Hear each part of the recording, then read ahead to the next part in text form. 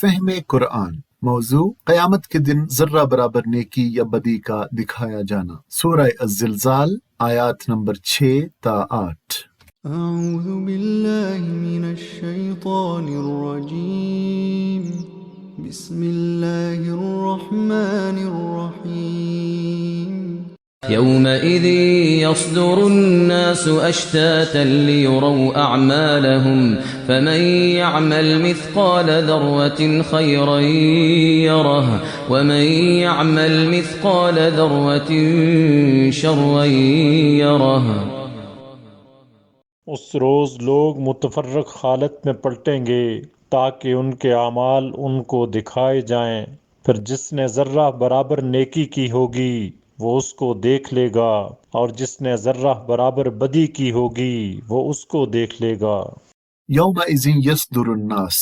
یصدر الناس کا مطلب ہے کہ واپس لوٹیں گے، یعنی پہلے قبروں میں گئے تھے، اب وہاں سے حساب کے لیے میدان حشر میں اللہ کے حضور پیش ہونے کے لیے واپس لوٹیں گے۔ اشتاتن یعنی متفرق۔ اس آیت کے دو مطلب ہو سکتے ہیں، ایک یہ کہ سب انسان متفرق اور الگ الگ ہو جائیں گے، خاندان، جتھے، پارٹیاں، قومیں سب بکھر جائیں گی، ہر شخص اکیلا اکیلا اللہ تعالیٰ کے سامنے جواب دہی کے لیے پیش ہوگا، اس کا قبیلہ، خاندان، اس کی جماعت، دوست و احباب کوئی ساتھ نہیں ہوگا، اور ہر ایک سے انفرادی طور پر اللہ کے ہاں باز پرس ہوگی۔ دوسرا مطلب اس آیت کا یہ ہے کہ لوگوں کے الگ الگ گروہ بن جائیں گے، بعض بے خوف ہوں گے، بعض خوف زدہ، بعض کے رنگ سفید ہوں گے جیسے جنتیوں کے، اور بعض کے رنگ سیاہ ہوں گے جو ان کے جہنمی ہونے کی علامت ہوگی۔ سورہ واقعہ میں بھی 3 گروہوں کا ذکر ہے، دائیں جانب والے، بائیں جانب والے، اور سابقون یعنی آگے والے، نیکیوں میں سبقت لے جانے والے۔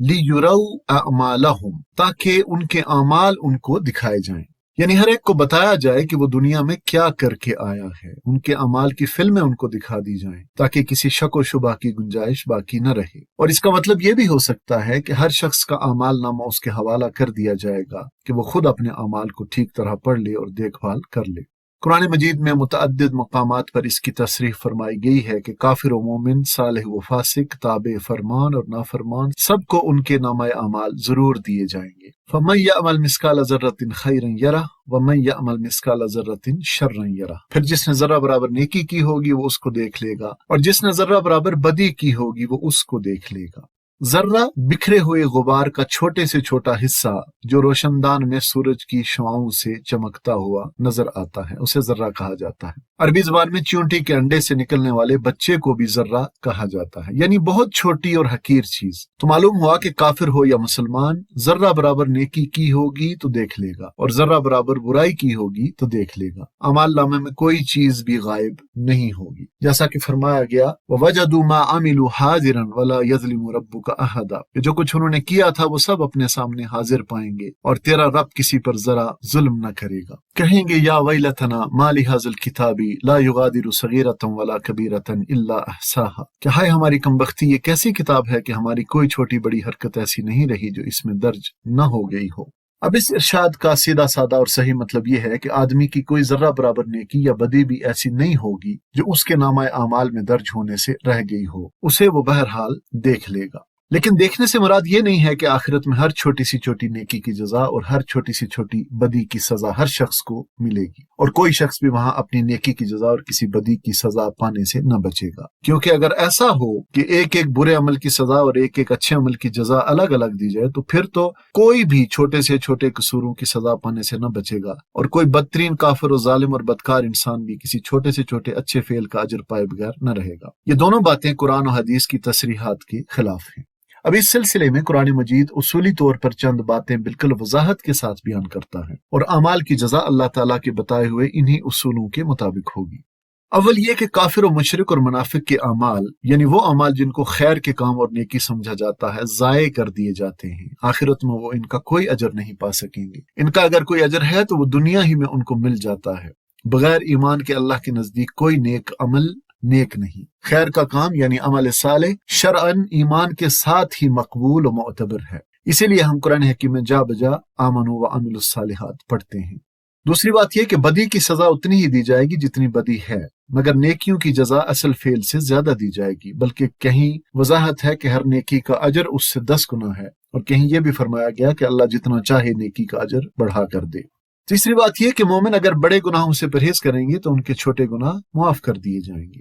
چوتھی بات یہ کہ مومن صالح سے ہلکا حساب لیا جائے گا، اس کی برائیوں سے درگزر کیا جائے گا اور اس کے بہترین اعمال کے لحاظ سے اس کو اجر دیا جائے گا۔ قیامت کے روز ہلکے حساب اور سخت حساب فہمی کی تشریح کے بارے میں حضرت انس کی روایت ہے کہ ایک مرتبہ سیدنا ابو بکر صدیق رضی اللہ تعالیٰ عنہ نبی صلی اللہ علیہ وسلم کے ساتھ کھانا کھا رہے تھے، اتنے میں یہ آیت نازل ہوئی تو حضرت ابو بکر نے کھانے سے ہاتھ کھینچ لیا اور عرض کیا کہ یا رسول اللہ، کیا میں اس ذرہ برابر برائی کا نتیجہ دیکھوں گا جو مجھ سے سرزد ہوئی؟ تو آپ صلی اللہ علیہ وسلم نے فرمایا کہ اے ابو بکر، دنیا میں جو معاملہ بھی تمہیں ایسا پیش آتا ہے جو تمہیں ناگوار ہو، وہ ان ذرہ برابر برائیوں کا بدلہ ہے جو تم سے صادر ہوں، اور جو ذرہ برابر نیکیاں بھی تمہاری ہیں انہیں اللہ آخرت میں تمہارے لیے محفوظ رکھ رہا ہے۔ حضرت ابو ایوب انصاری سے بھی نبی صلی اللہ علیہ وسلم نے اس آیت کے بارے میں فرمایا تھا کہ تم میں سے جو شخص نیکی کرے گا اس کی جزا آخرت میں ہے، اور جو کسی قسم کی برائی کرے گا وہ اسی دنیا میں اس کی سزا مصائب اور امراض کی شکل میں بھگت لے گا۔ ایک اور مقام پر نبی صلی اللہ علیہ وسلم کا یہ ارشاد ہے کہ اللہ تعالیٰ مومن پر ظلم نہیں کرتا، دنیا میں اس کی نیکیوں کے بدلے وہ رزق دیتا ہے اور آخرت میں ان کی جزا دے گا۔ رہا کافر تو دنیا میں اس کی بھلائیوں کا بدلہ چکا دیا جاتا ہے، پھر جب قیامت قائم ہوگی تو اس کے حساب میں کوئی نیکی نہ ہوگی۔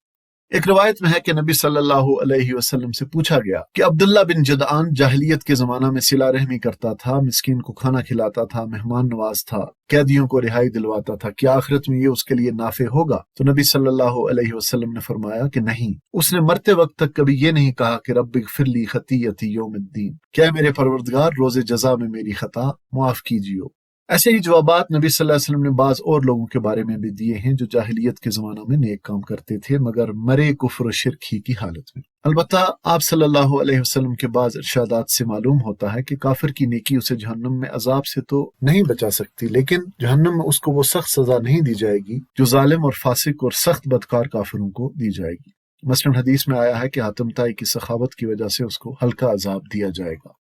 یہ آیت انسان کو ایک بہت اہم حقیقت پر متنبع کرتی ہے، اور وہ یہ ہے کہ ہر چھوٹی سے چھوٹی نیکی بھی اپنا ایک وزن اور اپنی ایک قدر رکھتی ہے، اور یہی حال بدی کا بھی ہے کہ چھوٹی سے چھوٹی بدی بھی حساب میں آنے والی چیز ہے، یوں ہی نظر انداز کر دینے والی چیز نہیں ہے۔ بسا اوقات انسان نیکی کے چھوٹے سے کام کو حقیر سمجھ کر نظر انداز کر دیتا ہے اور بعض اوقات صغیرہ گناہوں کی پرواہ نہیں کرتا۔ یہ درست طرز عمل بالکل نہیں ہے۔ اس لیے کسی چھوٹی نیکی کو چھوٹا سمجھ کر اسے چھوڑنا نہیں چاہیے، کیونکہ ایسی بہت سی نیکیاں مل کر اللہ کے حساب میں ایک بہت بڑی نیکی قرار پا سکتی ہیں، اور کسی چھوٹی سے چھوٹی بدی کا ارتکاب بھی نہ کرنا چاہیے، کیونکہ اس طرح کے بہت سے چھوٹے گناہ مل کر گناہوں کا ایک انبار بن سکتے ہیں۔ یہی بات ہے جس کو متعدد احادیث میں نبی صلی اللہ علیہ وسلم نے ارشاد فرمایا ہے۔ آپ نے فرمایا دوزخ کی آگ سے بچو، خواہ وہ کھجور کا ایک ٹکڑا دینے یا ایک اچھی بات کہنے ہی کے ذریعہ سے ہو۔ ایک اور قول آپ کا نقل ہوا کہ کسی نیک کام کو بھی حقیر نہ سمجھو، خواہ وہ کسی پانی مانگنے والے کے برتن میں ایک ڈول ڈال دینا ہو، یا یہی نیکی ہو کہ تم اپنے کسی بھائی سے خندہ پیشانی کے ساتھ ملو۔